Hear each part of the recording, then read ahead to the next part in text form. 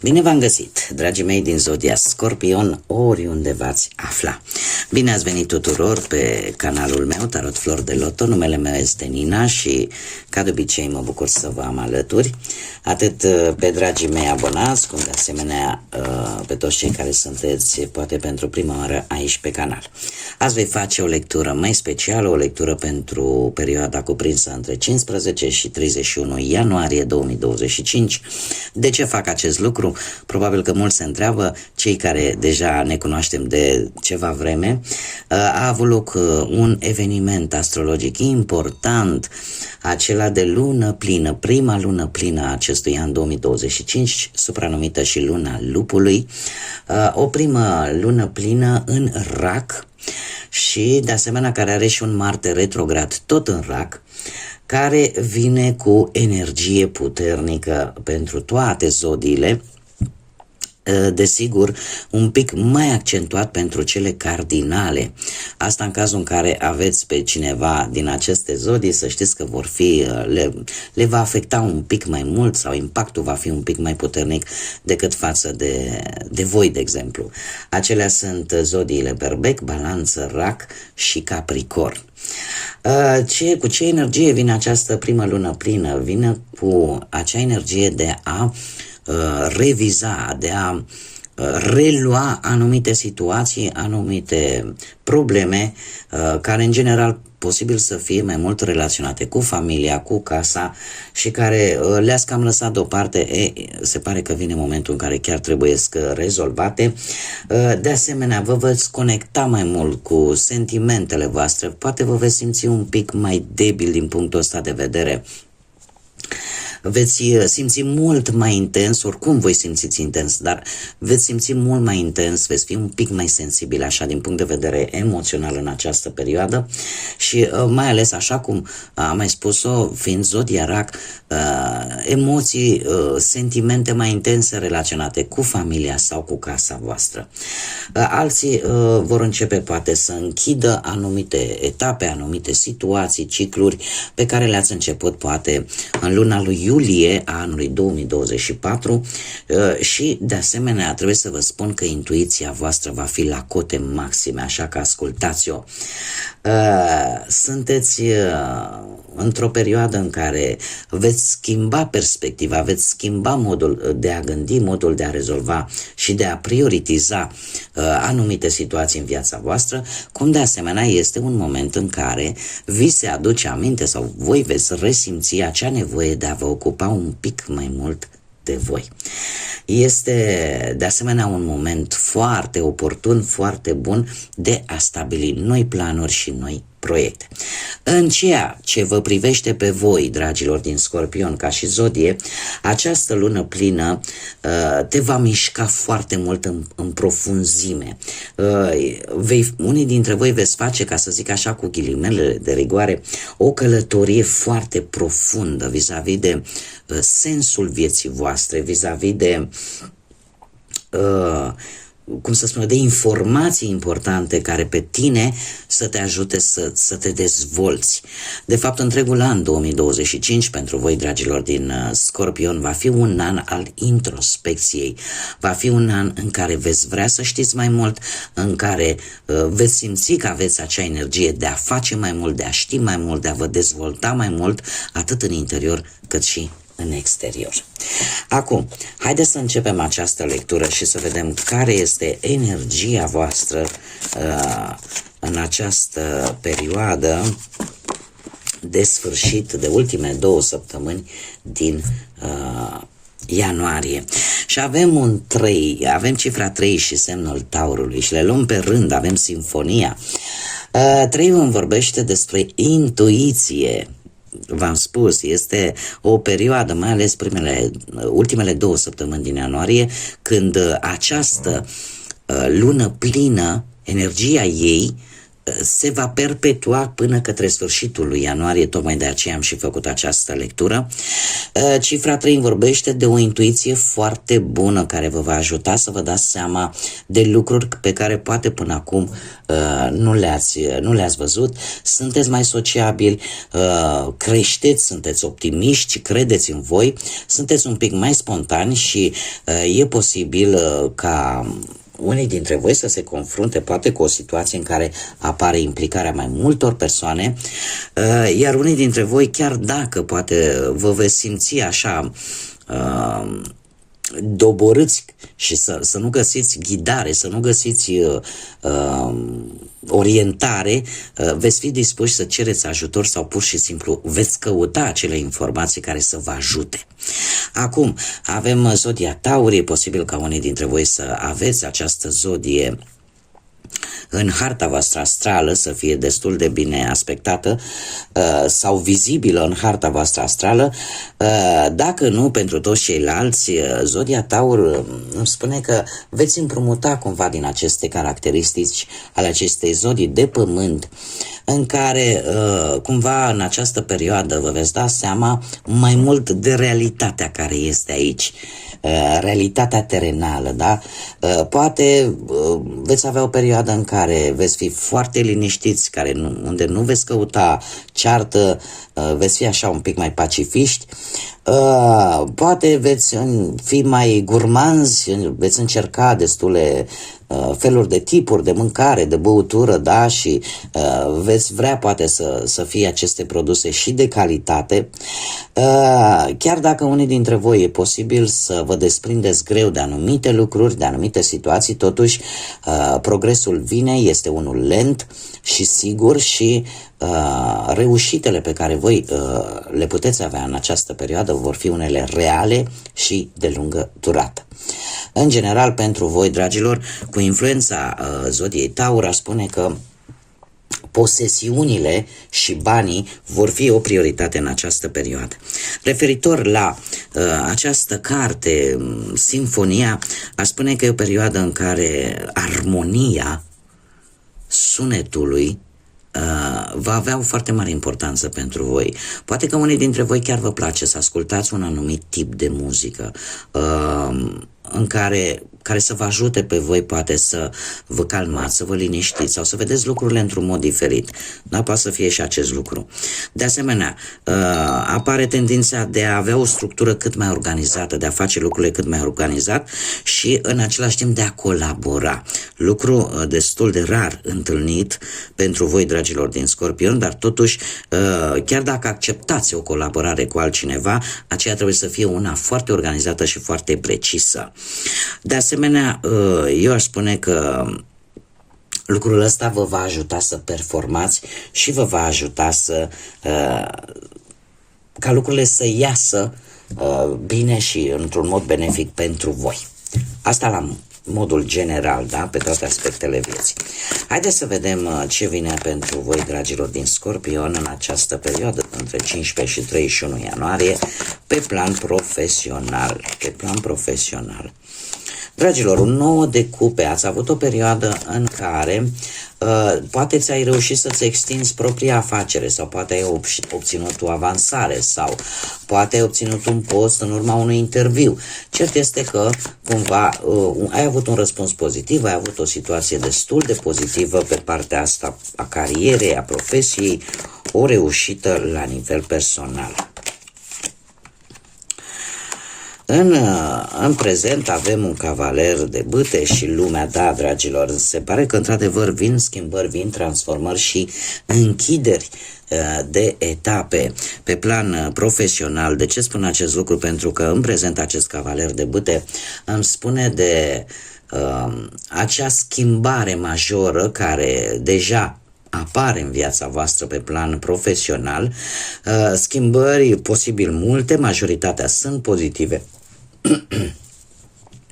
Poate că unii dintre voi veți reuși să găsiți acel job care, chiar dacă are o activitate total diferită față de ce ai făcut tu înainte, totuși ești dispus la această schimbare și asta este un lucru mare, este un lucru important. e posibil să depuneți un pic mai mult efort fizic la locul de muncă decât mental. Cum de asemenea e posibil, e adevărat rar, dar nu imposibil, să aveți și un rival, un competitor care să vă dea un pic de furcă, dar cumva sunteți dispuși, așa cum am mai spus, la schimbare. Ultima perioadă din ianuarie vine cu lumea care vorbește de acele rezultate bune. Undeva la sfârșitul lui ianuarie veți vedea în sfârșit niște rezultate bune relaționate cu munca, cu cariera voastră. Unii dintre voi chiar puteți efectua o călătorie, poate în străinătate, pentru un job, sau veți reuși într-un final să închideți o anumită situație profesională care v-a tot dat bătăi de cap. Da, deci schimbarea vine, voi sunteți deschiși către ea și cum nu, pentru că doar sunteți patronați de Pluton care timp de 20 de ani, începând din noiembrie anul trecut, se află în Vărsător și care cumva influențează de foarte mult toate zodiile, dar voi deja, e ca și cum mai spune, Doamne, vine cu tare și ne conduce și o să ne oblige să ne schimbăm în felul în care ne îmbrăcăm. Voi sunteți deja obișnuiți, voi ați schimbat o grămadă de haine, dar voi știți cam care este procedura. Da, pentru că la voi schimbarea și transformarea este ceva recurent, este ceva care în permanență vine și pleacă, da? Aveți rodajul făcut, ca să zic așa, într-un spirit de glumă. Acum, revenind pe partea cu banii, avem un 4 de spade. Un 4 de spade care îmi spune că ai avut un pic de blocaj financiar și haideți să vedem dacă va mai dura sau nu. Dragilor,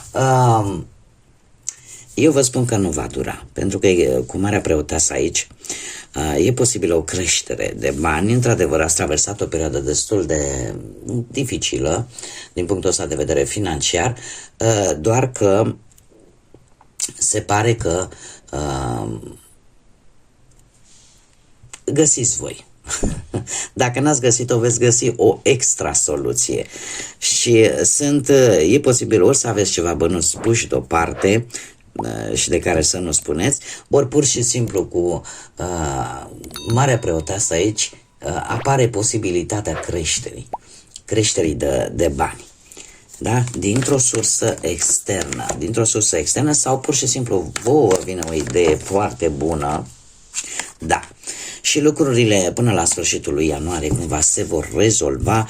Avem aici soarele care ne vorbește de optimism, ne vorbește de reușite și trebuie să vă spun că bănuții vor veni destul de repede și destul de curând.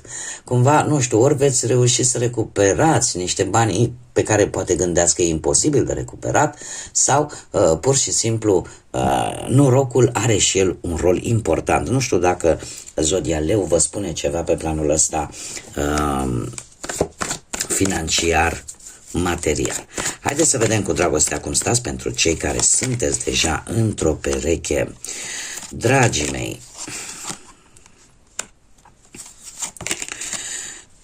mei, dragi, ați avut o perioadă cu acest 3 de monede în care ați făcut lucruri în comun, în care poate perechea voastră v-a apreciat pentru tot ceea ce voi faceți și pentru felul vostru de a fi. Poate ați reușit să concretizați împreună o idee, un proiect. În acest moment avem un 6 de cupe. Trebuie să vă spun că anumite este și influența acestei prime luni pline, așa cum am spus încă de la începutul lecturii, în care sensibilitatea, emoția, nostalgia este mai accentuată decât în mod normal.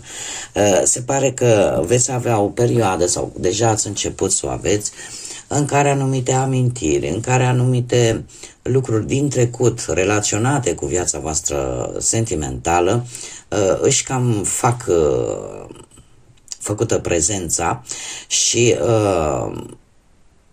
eu aș zice că pentru unii dintre voi ar trebui să vă reorientați către viitor, dar să nu lăsați trecutul să vă devieze de la drumul vostru. De ce spun acest lucru? Pentru că avem și un 5 de spade, un 5 de spade care îmi spune că dacă nu veți face lucrul ăsta, anumite dezacorduri, anumite conflicte vor fi inevitabile. Da, e posibil să apară anumite conflicte, anumite mici tensiuni în care fiecare să-și susțină punctul de vedere, da? Să fie o contrazicere de idei, să fie o contrazicere de gânduri și asta nu e bine, nu e sănătos pentru relație. De asemenea, ce aș mai vrea eu să mai spun, încă un aspect pe care e posibil unii dintre voi să-l experimenteze. Am spus la modul general, dar în particular unii dintre voi e posibil să aveți ceva probleme tocmai din cauza apariției unei persoane din trecutul vostru cu care voi ați avut probabil o relație, vreun fost sau vreo fostă, și care să vă cauzeze conflicte în relația actuală. Așa că totuși, mare grijă, gândiți-vă la viitor și lăsați trecutul, pentru că acel fost sau fostă nu are degeaba această denumire. Da? Haideți să vedem pentru cei care sunteți singurei, din păcate, în urma poate a văduviei, în urma unui divorț sau unei despărțiri sau poate pur și simplu nu ați reușit să vă găsiți jumătatea. Dragii mei, trebuie să vă spun că, foarte interesant aici, de curând, această regină de cupe, ați ieșit, ați încercat să socializați mai mult, ați încercat să vă ghidați așa intuitiv vis-a-vis de anumite persoane, ați încercat să fiți voi înșivă, da? Pentru că v-ați dat seama că asta e cheia, de fapt, pentru a cuceri. Se spune despre Scorpion că atunci când intră într-o încăpere, în special doamnele, nu vreau să jignesc domnii, dar ce să vezi, asta spune la zodia voastră, cumva există toate privirile se îndreaptă. De ce? Pentru că există un magnetism aparte pe care această zodie îl are și cu predilecție cei care au foarte multe planete în această zodie. Deci, cum am mai spus, ați socializat, ați ieșit în lume, ați fost voi înșivă. În prezent sunteți dispuși, poate, și aici este foarte interesant, că în prima fază sunteți dispuși să începeți o relație, dar fără a fi, cum să spun eu, fără a vă compromite pe termen lung într-o relație, ca și cum mai zice, domne, uite, nu vreau să îmi iau angajamentul într-o relație de lungă durată, uite, vreau să am decât așa, ca din floare în floare, da? Ca să mă exprim frumos. Totuși, ce să vezi? O să aveți o mare surpriză. De ce? Pentru că sfârșitul lui ianuarie avem aici karma sau judecata, care îmi spune că apare o veche iubire. Pentru unii dintre voi apare o veche iubire cu care voi veți încerca cumva, la modul cel mai sincer, de a reîncepe din nou această relație cu această persoană. Trebuie să spun că pentru mulți această carte simbolizează reconcilierea, reîmpăcarea, chiar dacă voi, poate în acest moment, nu gândiți așa. Dar mie asta cărțile îmi spun. Da? Acum, așa cum v-am spus încă de la începutul lecturii, vă rog să luați decât mesajele care rezonează cu voi. Este totuși o lectură generală, nu este o lectură personală, așa că mulți se pot regăsi în multe informații sau pot regăsi decât anumite informații. Care este mesajul pentru voi, dragilor? Avem codul misterios. Vei rezolva coduri misterioase și vei descoperi adevăruri ascunse. Exact cum v-am spus, intuiția va fi la capacitate maximă, setea voastră de a obține informații, de a ști mai mult, vă va ajuta să descoperiți lucruri pe care poate până acum decât le intuiți sau decât poate vă gândeați că e posibil dar totuși anumite informații care vor ajunge la voi vă vor ajuta să descoperiți niște adevăruri ascunse. Asta poate să se întâmple în orice aspect al vieții, fie el material, sentimental sau profesional. Bun, dragilor, aceasta a fost lectura pentru voi. Eu vă mulțumesc pentru atenție, ca de obicei. Vă mulțumesc din suflet pentru like-urile, pentru distribuirile și pentru comentariile voastre, sunteți minunați ca de obicei. De asemenea, nu uitați toți cei care poate nu v-ați abonat până acum, dacă ați rezonat, dacă vă plac acest gen de lecturi, nu ezitați, abonați-vă. Eu oricum vă aștept cu mare drag aici pe canal și desigur continuați să sprijiniți cei care vă doriți să vedeți genul acesta de lecturi, continuați să sprijiniți acest canal pentru că pentru a ajunge la cât mai multe persoane, pentru a fi, cum să zic eu, distribuit, ca să zic așa, de către YouTube, este nevoie de like-uri, este nevoie de comentarii, este nevoie de distribuiri și în felul ăsta putem mări această comunitate frumoasă a florilor de lotus. Eu oricum vă mulțumesc anticipat pentru toate aceste mici gesturi, sunt gratuite, ține decât de voința voastră și de dorința voastră de a oferi sprijin acestui proiect pe care eu l-am deschis aici pe YouTube. Până data viitoare, când ne vom reîntâlni la o nouă lectură, eu vă doresc tot binele din lume, să fiți gândiți cât mai pozitiv și lăsați ca